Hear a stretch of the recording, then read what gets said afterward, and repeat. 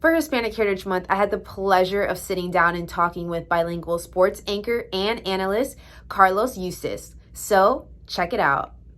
Thank you, Carlos, for joining me today. So, to kick off this interview, what is your ethnicity? Well, I'm actually first generation Mexican. I was born and raised in Mexico City. I moved to the United States when I was 17 years old. It was for my junior year of high school.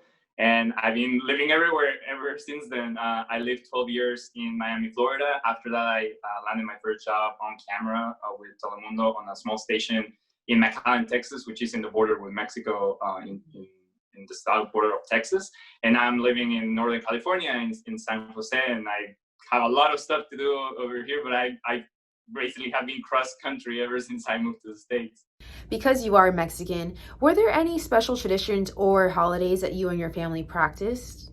Yeah, I mean, it was actually, I feel like it was one of those things where we had to adapt more to the American holidays because we had every Hispanic holiday, I mean, not Hispanic, every Mexican holiday. We had Dia de la Independencia on September 15th. We did Dia de los Muertos on November 2nd. And for example, like Halloween, Hispanic Heritage Month, 4th of July, Thanksgiving were things that we were not used to. It was just not part of us. And as we moved to the States, and it became more part of our new life. So you were born and raised in Mexico, and then you made your way to the States to South Florida, and then eventually you made your way through the West Coast, and now you reside in California. So with all the different areas that you've lived in, what differences have you seen within the Mexican community? I mean, when I moved to Florida and I was in Miami, this was 17 years ago. So there was not a lot of Mexican people actually in South Florida, at least that I would like see around. And there was a very specific communities, especially in Homestead, on the south part of Miami. And it was hard to like actually be involved with your same community, but there was a lot of people from all over Latin America. So we had some things in common. And I think that's kind of like where that big boiling pot of Hispanic heritage in South Florida lives. Then I moved to South Texas, and living on the border, it kind of opens your eyes to a lot of things of how things are happening in the U.S. Of a lot of problems and things that kind of have that like racial tension in between. But there's also a lot of people who are born and raised in Texas that do not let go of their Mexican roots. So it's a very specific place where they're very proud of being Texan American. I mean, Texan Mexican or Mexican American. And once I moved to California, here there's more a blend of everything. I also live in Northern California, and we also have a big diverse community. There's a lot of Asian people. There's a lot of people from India. Then obviously we have all the Silicon Valley, so there's a lot of other people from other countries in Asia coming, and there's a big group of Hispanics here. So that boiling pot also kind of like makes people to be a little more understanding and a little like you see blends of a lot of things in the way people live. As you already know, we are living through a pandemic, and earlier this year, everything came to a complete halt, including sports. Now that sports has, for the most part, resumed, what is a major difference that you see now covering sports than before the pandemic started? I mean, I guess if you work in sports and you're used to being around teams and the coverage and how things function, I think what you miss the most is a full stadium. Going to the stadium, seeing the fans there, being happy, or even if they're sad at the end, but it's just that emotion of being together for something. And that's something that is absolutely lacking right now. But besides that, I actually think that the pandemic opened a lot of doors to do things like what we're doing now. Like this is a tool that we had available to us for so many years, and we never really took advantage. So now I feel like we've been able to like have interviews with more people in sports. Like you can actually talk to other colleagues, you can talk to the actual players, and I think it's also because it lets you do this from the comfort of your home. It's less of a commitment of having to be in the same place at the same time. I'm actually calling the Chivas games on Telemundo from my couch. Like I'm literally an armchair analyst. Like now that's a thing, and it's crazy to me to think that I don't have to be in a full-fledged like TV studio to actually do these things. I have a couple of equipment that has become very good in the past couple of years. I sit on my armchair, I have my computer, and that's it. Like I can do it. So it's tough. It's been challenging, but I think it's taught us a lot also on how we can do things differently.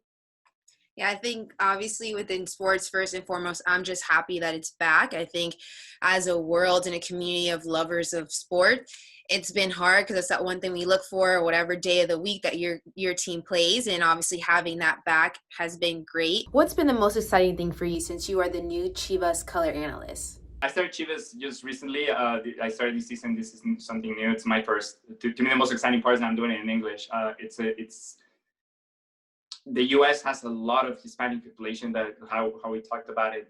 They're really dear to their culture and the things that make them belong to this community. And part of that is their Mexican soccer. But they're born and raised here, so they speak English. So one of the things that I always thought about that me in my specific case is that the fact that being able to come as a first generation Mexican and actually living all these things firsthand, but then also understanding the American culture and the American way of things, I could be that liaison. As Hispanic Heritage Month is coming to a close, what does this month mean to you? I think one of the things that I've learned with time and growing up is the fact that we have nationalism actually puts it kind of covers our eyes to the rest of the world. Like when I think of my heritage and what Mexico represents, it's not that Mexico is better than other countries. Like that's not the case. It's just me as representing my country and representing my culture and my heritage. It is my duty to actually put it out and share with everybody else. And me learning from you and you learning from me, it's actually makes life richer. And I think it's better for everybody to actually have a more cohesive understanding of what it means to be part of. Now for this last part of the interview, I like to play a little game called This or That. So the game consists of 3 categories. I'm going to give you 2 options for each, and all you have to really do is pick your favorite. So if you're ready, the first category is music. Luis Miguel or Selena? Luis Miguel. Okay.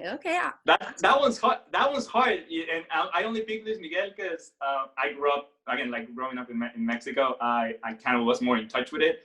Because Selena, I understood what it meant when I moved to Texas. Because living in McAllen, we were an hour away from Corpus Christi, where she's from, and they actually have a Selena festival. And to see all the fans and how much of an icon she is to the Mexican American community, you understand it. All right. I'm actually very curious to see what your answer will be for this next category, which is food. So would you choose tacos or chilaquiles? Chilaquiles. Okay, so that's funny because I was like, okay, tacos, he probably thinks it's basic, but I can eat a taco any day, all day. But when I went to Mexico 2 years ago, the group of friends I was with, every day we had chilaquiles and we were obsessed. We're like, this is super authentic. We're in Mexico. We're not going to get it the same way, especially not in South Florida. So that's why I was happy that you chose this answer.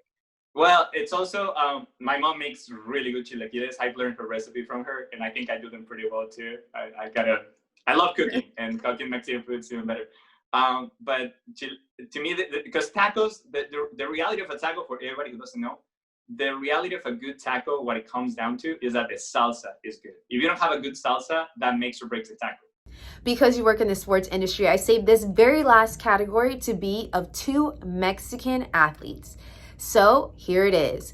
Footballer Hugo Sanchez or boxer Julio Cesar Chavez? I had to go with Hugo. Yeah, I knew it. And the only reason why that is because I grew up a Pumas fan. Hugo, his first team he ever played for before moving to Real Madrid was Pumas. Then he became the coach of Pumas and led them to the first back-to-back titles in the short tournament status that we have now in 2004.